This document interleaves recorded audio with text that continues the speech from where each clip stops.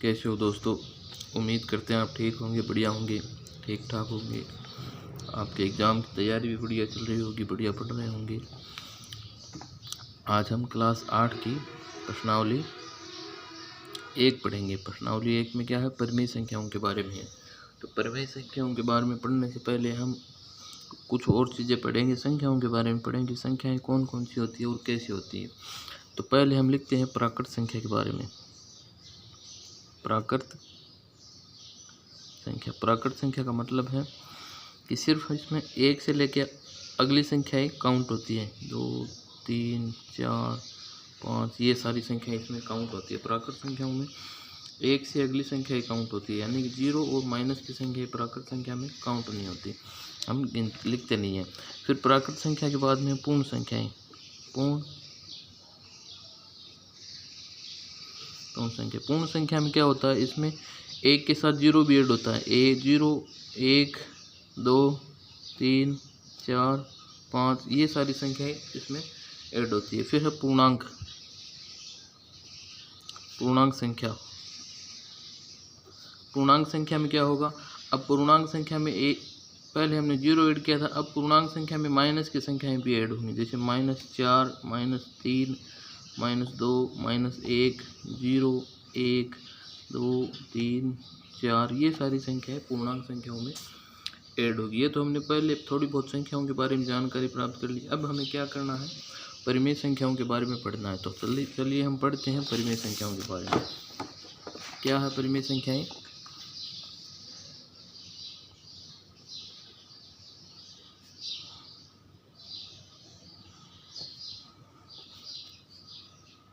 क्या है, ऐसी संख्याएं जिन्हें हम P/Q के रूप में लिख सकते हैं, जहां P तथा Q पूर्णांक हो तथा Q 0 के इक्वल नहीं हो।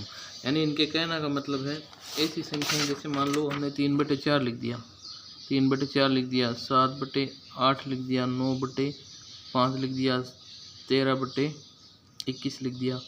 ऐसी जितनी संख्याएं आएंगी वो संख्याएं परिमेय संख्या में काउंट होगी। इस तरह की संख्याएं परिमेय संख्या होगी। तो हमने परिमेय संख्याओं के बारे में जान लिया। अब हम परिमेय संख्याओं की कुछ और गुणधर्म के बारे में पढ़ेंगे, जैसे समवर्त गुणधर्म। परिमेय संख्याओं के परिमेय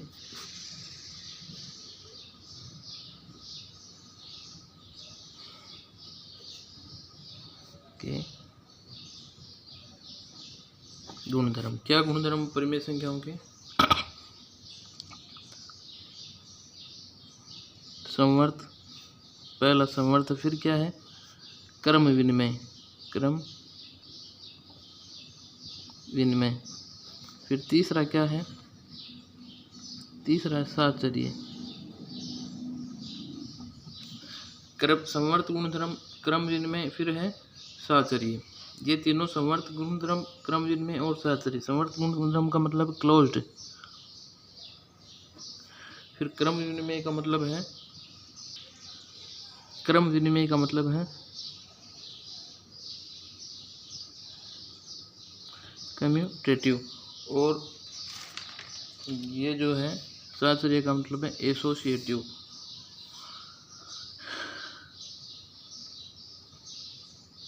ये है साहचर्य का मतलब। तो समवर्त का मतलब क्या है, ये हमें कैसे समझेंगे समवर्त गुणधर्म को, ये देखें आप।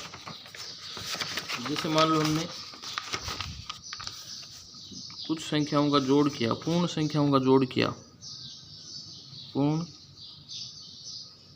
संख्याओं का जोड़ किया, हमने क्या किया, पूर्ण संख्याओं का जोड़। पूर्ण संख्याएं कौन सी होती है, ये है पूर्ण संख्याएं, ये है पूर्ण संख्या, यानी कि 0, 1, 2, 3, 4 इन सब का हमने जोड़ किया। तो आगे आने वाली संख्याएं कौन सी होगी, तो 0 + 1 करेंगे तो 1 ही आएगा, या फिर हम 2 + 1 करेंगे तो 3 आएगा, 4 + 5 करेंगे तो 9 आएंगे, 9 + 6 करेंगे तो कितने आएंगे, 15 आएंगे। इनका सब का जोड़ करने पर वही संख्याएं प्राप्त हो रही है। वही संख्याएं का मतलब हमने पूर्ण संख्याओं का जोड़ किया था और हमारे पास पूर्ण संख्याएं ही प्राप्त हो रही है। तो इसका मतलब ये हो गया कि समवर्त गुणधर्म में योग, समवर्त गुणधर्म के लिए योग, समवर्त गुणधर्म के लिए अनिवार्य है, या पूर्ण संख्याएं में योग के लिए समवर्त गुणधर्म लागू होता है। ये हमने योग के लिए पढ़ लिया। फिर क्या है, माइनस करेंगे। माइनस में क्या होगा, जैसे मान लो 3 माइनस 6 करेंगे तो कितने आएंगे, -3 आएंगे, या 6 माइनस 3 करेंगे तब 3 आएंगे। तो 3 माइनस 6 माइनस 3 करेंगे तब तो पूर्ण संख्या आ रही है, पर 3 में से 6 जाएंगे तो पूर्ण संख्या नहीं आ रही। तो इसका मतलब क्या हुआ कि व्यवकलन या घटाव के लिए समवर्त नहीं है। ठीक है, तो कैसे लिखेंगे हम पूर्ण संख्याओं के लिए, पूर्ण संख्याओं के लिए व्यवकलन या घटाव समवर्त नहीं है। पूर्ण संख्याओं में जैसे मान लो हम 3 माइनस 3 कर देंगे तो 0 आ जाएगा, और 0 क्या है, 0 पूर्ण संख्याओं में नहीं है। हाँ, 0 तो है पूर्ण संख्याओं में, ये तो है, पर माइनस वाली संख्याएं नहीं होगी। जैसे मान लो 3 माइनस हम करेंगे 6 करेंगे तो ये आएगा माइनस के 3 आ जाएगा, तो ये क्या है, -3 संख्याओं में नहीं है। ऐसे ही 7 माइनस 21 कर देंगे तो ये 14 आएंगे माइनस के, तो ये भी माइनस के पूर्ण संख्या में नहीं है। इसलिए हम क्या कह रहे हैं कि जो समवर्त गुणधर्म है वो व्यवकलन में लागू नहीं होता। फिर गुणन की बात करते हैं।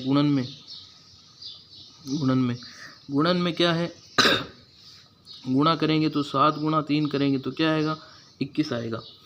7 गुणा 3 करेंगे तो 21 आएगा। तो 7 भी पूर्ण संख्या है और 3 भी पूर्ण संख्या है, और साथ में जो 21 है वो भी क्या है, पूर्ण संख्या है। इसलिए योग में, गुणन में समवर्त गुणधर्म लागू होगा। साथ में क्या देखते हैं हम, और देखते हैं 3 गुणा 6 करते हैं तो 6 3 18 होंगे, ये भी पूर्ण संख्याएं हैं।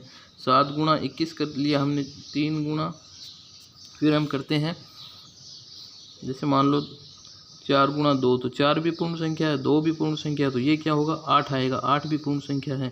फिर करेंगे हम 6 गुणा 8, ये सारी संख्याएं क्या है, 48 आएगा, तो ये भी एक पूर्ण संख्या प्राप्त हो रही। इसलिए गुणन के लिए समवर्त गुणधर्म लागू होता है। फिर क्या है, भाग करेंगे तो जैसे मान लो हम 3 का और 6 का भाग कर लिया हमने, 3/6 कर लिया, तो 3 पूर्ण संख्या है और 6 पूर्ण संख्या है। इसको हम कैसे लिखेंगे, ये हो जाएंगी 3/6। फिर इसको सरल करेंगे तो ये आएगा 1/2, तो 1/2 पूर्ण संख्या नहीं है। 1/2 कौन सी संख्या है, 1/2 है परिमेय संख्या। 1/2 है परिमेय संख्या। तो गुणन के लिए तो समवर्त गुणधर्म लागू होगा और योग के लिए भी समवर्त गुणधर्म लागू होगा, पर व्यवकलन और भाग के लिए समवर्त गुणधर्म लागू नहीं होगा। तो समवर्त गुणधर्म के बारे में हमने पढ़ लिया। फिर है क्रम विनिमेयता। क्रम विनिमेयता में क्या है, योग के लिए देखते हैं अपन। योग के लिए कैसे समझेंगे अपन, ऐसे समझते हैं। ये तो हमने पूर्ण संख्याओं के बारे में पढ़ा। अब हम पढ़ते हैं पूर्णांक के बारे में। तो पूर्णांक के साथ क्या होगा कि पूर्णांक में योग, पहले हम योग की बात करते हैं, फिर व्यवकलन या घटाव, फिर गुणन, फिर भाग। तो योग के लिए तो समवर्त गुणधर्म लागू होगा और घटाव के लिए भी लागू होगा और गुणन के लिए भी समवर्त गुणधर्म लागू होगा, लेकिन भाग के लिए नहीं होगा। योग के लिए तो आप ये समझ लो कि पूर्णांक संख्याएं हैं, 3 + -3 करेंगे हम तो ये 0 आएंगे, तो 0 हमारे पास पूर्णांक संख्याओं में है। फिर हम जैसे मान लो 4 + 2 करेंगे तो ये भी हमारे पास 6 भी पूर्णांक संख्याओं में है। फिर क्या मान लो 7 - 21 करेंगे तो 7 - 21 क्या आएंगे, ये आएंगे -14, तो -14 भी हमारे पास पूर्णांक संख्याओं में है। तो योग तो हमारे पास पूर्णांक संख्याओं में है, योग तो समवर्त गुणधर्म के लिए लागू होगा। फिर योग में समवर्त गुणधर्म लागू होगा। फिर क्या है, व्यवकलन या घटाव में भी समवर्त गुणधर्म लागू होगा। कैसे होगा, जैसे मान लो 7 - 21 किया तो कितना है, -14, तो -14 हमारे पास पूर्णांक संख्याओं में मौजूद है। फिर मान लो हमने 21 माइनस 50 किया, तो ये जो भी संख्याएं आएंगी माइनस की आएंगी वो हमारे पास किस में मौजूद है, पूर्णांक संख्याओं में मौजूद है। फिर हम जैसे मान लो अब करते हैं हम गुणन के लिए, तो गुणन में 7 गुणा 21 करेंगे तो 7 और 147 आएंगे, तो ये हमारे पास मौजूद है। फिर जैसे मान लो 3 गुणा माइनस के 7 करेंगे तो ये क्या आएंगे, माइनस के 21 आएंगे, और माइनस के 21 हमारे पास किस में है, पूर्णांक संख्याओं में मौजूद है। इसलिए ये सब संख्याएं ये तो व्यवकलन में पूर्णांक संख्याओं में मौजूद होंगे। ये गुणन संक्रिया के लिए संवर्त गुणधर्म लागू होगा। फिर क्या है भाग, तो भाग के लिए संवर्त गुणधर्म लागू नहीं होगा। भाग के लिए क्यों नहीं होगा, जैसे मान लो हम 7/3 करेंगे, 7 पूर्णांक संख्या है और 3 पूर्णांक संख्या है, हमने इनका भाग किया, या ऐसे लिख दे हम इनको 7/3, तो 7/3 लिखने से क्या होगा, ये हो गया 7/3। तो 7/3 तो पूर्णांक संख्या है, 7 भी पूर्णांक संख्या है और 3 भी पूर्णांक संख्या, पर 7/3 पूर्णांक संख्या नहीं है। ये कौन सी संख्या हो गई, ये परिमेय संख्या प्राप्त होती है, इसलिए संवर्त गुणधर्म भाग में नहीं लागू होगा। एक चीज़ पढ़ ली, अब हम परिमेय संख्याओं के बारे में पढ़ते हैं। परिमेय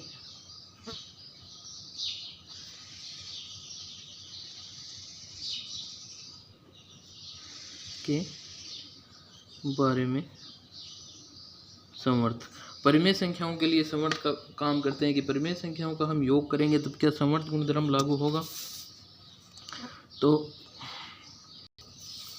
पहले योग है, योग के लिए संवर्त गुणधर्म परिमेय संख्याओं में लागू होगा, फिर व्यवकलन या घटाव में भी लागू होगा, फिर गुणन में भी लागू होगा। ये भाग है, भाग में लागू नहीं होगा। चलो देखते हैं हम योग के लिए, जैसे मान लो 3/2 प्लस 4/2 करते हैं हम, 3/2 और 4/2, ये भी परिमेय संख्या है और ये भी परिमेय संख्या है। इन दोनों का योग करेंगे तब हमारे पास क्या आएगा, नीचे 2 आएगा, ऊपर क्या आएगा 3 + 4 बराबर 7/2। तो योग का व्यवकलन करेंगे हम, योग करेंगे हम परिमेय संख्याओं का, तो हमारे पास परिमेय संख्या ही प्राप्त होगी। ठीक है, फिर है व्यवकलन, जैसे मान लो अब हमें घटाव करना है, तो 4/3 हम लिखते हैं 9/5 माइनस 13/5, तो 9/5 माइनस 13/5, तो ये क्या होगा 5, इधर 9 माइनस 13, तो ये क्या आ गए हमारे पास 7/5, 7/5 नहीं, ये क्या आएगा 4/5 डिवाइड होके क्या आ जाएगा 4/5। तो ये क्या है, परिमेय संख्याओं में प्राप्त हमें परिमेय संख्याएं होंगी। फिर क्या है गुणन, तो गुणन करेंगे परिमेय संख्याओं का, तो क्या आएगा, गुणन का यहाँ समझते हैं हम। तो गुणन करेंगे तब क्या आएगा, जैसे मान लो 6/3 गुणा करते हैं हम 2/5 का, तो 6/3 क्या है, 6 क्या है, 6 दूनी 12 और 5 3 15, ये क्या आएगा हमारे पास 5 3 15। तो ये भी गुणन के लिए भी हमारे पास परिमेय संख्या प्राप्त होगी। और जैसे मान लो हम 7/3 का गुणा करेंगे 9/4 से, तो 9 संते 63 और 4 × 12, ये क्या जाएंगे 12, तो 63/12 ये भी हमारे पास क्या आएगी, एक परिमेय संख्या ही आएगी। इसलिए गुणन के लिए ये गुणन के लिए हम ये कह सकते हैं कि सारी संख्याएं परिमेय संख्याएं प्राप्त होंगी, ये भी प्राप्त होंगी। अब है भाग, तो भाग के लिए हम ये नहीं कह सकते कि हमारे पास प्राप्त होने वाली संख्याएं परिमेय संख्याएं प्राप्त हो। क्यों नहीं कह सकते, जैसे मान लो हमने परिमेय संख्या, एक परिमेय संख्या है 3/4, एक परिमेय संख्या 3/4 है, इसमें हमने भाग दिया 3/4 का, तो इसको हम कैसे लिखेंगे भाग देने के लिए, 3/4 बटा में 3/4। अब ये भाग देने का नियम होता है कि बट्टा में ऐसी तरह से भाग होता है, तो उसमें क्या होता है कि पहली संख्या चौथी से भाग होती है, पहली संख्या चौथी से और दूसरी तीसरी से डिवाइड होती है। तो क्या करेंगे इसको, 3/4 गुणा 4/3, तो ये 3 4 से 4 ये कैंसिल, 3 से 3 ये कैंसिल, और हमारे पास आया क्या 1। इसी तरह